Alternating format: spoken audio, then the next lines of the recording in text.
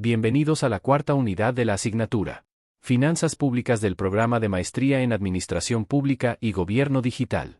Estructura y aspectos normativos del sistema hacendario en México. Normas relativas al campo de estudio. Constitución Política de los Estados Unidos Mexicanos. Particularmente, los artículos 40, 41, 43, 44 y 45, en los que se define a la República Mexicana como federal, se establece que la soberanía del pueblo se ejerce mediante los poderes de las entidades federativas, además de ser identificados y delimitados territorialmente los integrantes de la República. Asimismo, destacan las disposiciones en las que se establecen las atribuciones del Ejecutivo Federal, artículo 89, municipios, artículo 115, y entidades federativas. De acuerdo con el artículo 124, las facultades que no están expresamente concedidas a los funcionarios federales, se entienden reservadas a las entidades federativas o a la Ciudad de México, en el ámbito de sus respectivas competencias. Convenios de adhesión de las entidades federativas al Sistema Nacional de Coordinación Fiscal, los cuales se suscriben con la Secretaría de Hacienda y Crédito Público. Ley de Coordinación Fiscal, que de acuerdo con el artículo 1, tiene como propósito coordinar el sistema fiscal de la Federación con las entidades federativas, así como con los municipios y demarcaciones territoriales, para establecer la participación que corresponda a sus haciendas públicas en los ingresos federales, distribuir entre ellos dichas participaciones, fijar reglas de colaboración administrativa entre las diversas autoridades fiscales, constituir los organismos en materia de coordinación fiscal y dar las bases de su organización y funcionamiento. Leyes estatales de coordinación fiscal que suscriben las entidades federativas con sus respectivos municipios. Leyes federales y estatales de deuda pública, en las que se definen los mecanismos de endeudamiento, por ejemplo, las autoridades que vetan la decisión de endeudamiento y los procesos administrativos, y las condiciones de contratación, pago y transparencia. Sistema de contabilidad gubernamental. Es un marco conceptual y operativo que parte de teoría contable y normas nacionales e internacionales en la materia. Este se define como el conjunto de registros, procedimientos, criterios e informes estructurados sobre la base de principios técnicos comunes destinados a captar, valuar, registrar, procesar, exponer e interpretar en forma sistemática las transacciones, transformaciones y eventos identificables y cuantificables que, derivados de la actividad económica y expresados en términos monetarios, modifican la situación patrimonial de los entes públicos en particular y de las finanzas públicas en general. Contempla 7 elementos. Plan o lista de cuentas. Clasificadores presupuestarios armonizados por rubros de ingresos, objeto del gasto y tipo de gasto. Momentos contables de los ingresos, estimado, modificado, devengado y recaudado, de los gastos, aprobado, modificado, comprometido, devengado, ejercido y pagado, y del financiamiento. Y matriz de conversión. Normas contables generales. Libros principales y registros auxiliares. Manual de contabilidad que considera lista de cuentas, instructivos y guías, estados financieros básicos por generar y las normas o lineamientos aplicables que emitan los gobiernos federal o local. Principios y técnicas de presupuestación. La Ley General de Contabilidad Gubernamental contempla una serie de postulados básicos que sustentan técnicamente la sistematización de información con fines de identificación, análisis, interpretación, captación, procesamiento y reconocimiento de transacciones, transformaciones internas y afectaciones patrimoniales a los entes públicos. Se trata de 11 postulados básicos que deben encontrarse en los sistemas contables de cualquier organización pública. Y sustancia económica. Es el reconocimiento contable de las transacciones, transformaciones internas y otros eventos que afectan económicamente al ente público y delimitan la operación del sistema de contabilidad gubernamental. Entes públicos.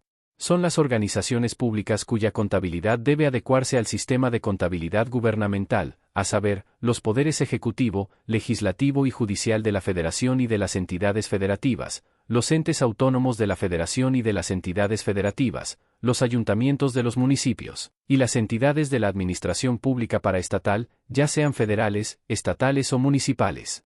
Existencia permanente. La actividad del ente público se establece por tiempo indefinido, salvo disposición legal en la que se especifique lo contrario. Revelación suficiente. Los estados y la información financiera deben mostrar amplia y claramente la situación financiera y los resultados del ente público. Importancia relativa. La información debe mostrar los aspectos importantes del ente público que fueron reconocidos contablemente. Registro e integración presupuestaria. La información presupuestaria se debe integrar automáticamente con los registros contables, en los mismos términos en que se presentan el ejercicio de la Ley de Ingresos y del Decreto del Presupuesto de Egresos, según la naturaleza económica que le corresponda. El registro presupuestario del ingreso y del egreso en los entes públicos se debe reflejar en la contabilidad, considerando sus efectos patrimoniales y su vinculación con las etapas presupuestarias correspondientes. Consolidación de la información financiera. Los estados financieros de los entes públicos deberán presentar de manera consolidada su situación financiera y las variaciones a la hacienda pública, como si se tratara de un solo ente público. Devengo contable. Los registros contables del ente público se llevarán con base acumulativa. El ingreso devengado es el momento contable que se realiza cuando existe jurídicamente el derecho de cobro de impuestos, derechos, productos, aprovechamientos y otros ingresos por parte de los entes públicos. El gasto devengado es el momento contable que refleja el reconocimiento de una obligación de pago a favor de terceros por la recepción de conformidad de bienes, servicios y obra pública contratados, así como de las obligaciones que derivan de tratados, leyes, decretos, resoluciones y sentencias definitivas.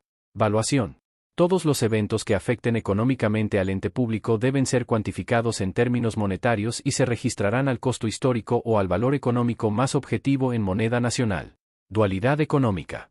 El ente público debe reconocer en la contabilidad la representación de las transacciones y algún otro evento que afecte su situación financiera, su composición por los recursos asignados para el logro de sus fines y por sus fuentes, conforme a los derechos y obligaciones. Consistencia. Ante la existencia de operaciones similares en el ente público, debe corresponder un mismo tratamiento contable, el cual debe permanecer a través del tiempo, en tanto no cambie la esencia económica de las operaciones. Aspectos operativos de la tributación y el gasto público. La principal fuente de ingresos del sector público proviene de los impuestos. En México, las potestades tributarias de cada orden de gobierno se establecen en Ley de Coordinación Fiscal. Un sistema de coordinación fiscal se hace necesario para evitar la doble tributación exigible por los niveles de gobierno, simplificar la estructura tributaria y para resarcir a los estados y municipios los ingresos que dejan de recaudar por adherirse al Pacto Federal. Por cuestiones de eficiencia recaudatoria, las potestades se clasifican en los siguientes términos. Federación. Impuesto sobre la renta. Impuesto al activo. Impuesto al valor agregado. Impuesto especial sobre producción y servicios. Impuesto sobre automóviles nuevos. Impuesto sobre servicios expresamente declarados de interés público, en los que intervengan empresas concesionarias de bienes de dominio directo sobre la nación. Impuesto por las actividades de exploración y extracción de hidrocarburos. Impuesto a los rendimientos petroleros. Impuesto al comercio exterior. Accesorios de las contribuciones, recargos, multas, gastos de ejecución, entre otros. Entidades federativas. Para que los impuestos estatales puedan recaudarse, es necesario que estos, así como cualquier otra fuente de ingresos, hayan sido previstas y autorizadas en la Ley Estatal de Ingresos del ejercicio fiscal en cuestión. Impuestos estatales, cuya viabilidad dependerá en buena medida de evitar duplicidades respecto a otros impuestos federales o municipales. Impuesto sobre nóminas. Impuesto sobre tenencia o uso de vehículos, erogado a nivel federal pero que se conserva en algunas entidades federativas. Impuesto sobre compraventa de autos usados. Impuesto sobre rifas, loterías y apuestas. Municipios. Impuesto predial sobre inmuebles. Impuesto sobre adquisiciones de inmuebles y otras operaciones traslativas de dominio de inmuebles. Impuesto sobre anuncios publicitarios. Cierre. La asignatura de finanzas públicas constituye un pilar fundamental en la formación académica, ya que trasciende el mero estudio técnico del presupuesto gubernamental para ofrecer una comprensión profunda de la interacción entre el Estado y la economía. Proporciona a los estudiantes las herramientas analíticas necesarias para evaluar críticamente las decisiones sobre cómo se obtienen los ingresos, vía impuestos, deuda, cómo se ejerce el gasto, en servicios, infraestructura, programas sociales, y cuál es el impacto de estas acciones en el bienestar social, la equidad y la estabilidad macroeconómica. Al formar profesionales capaces de analizar la eficiencia y justicia de las políticas públicas, y de comprender las responsabilidades inherentes a la gestión de los recursos colectivos, esta disciplina se vuelve indispensable para forjar una ciudadanía informada y líderes responsables, comprometidos con el desarrollo sostenible y la gobernanza efectiva.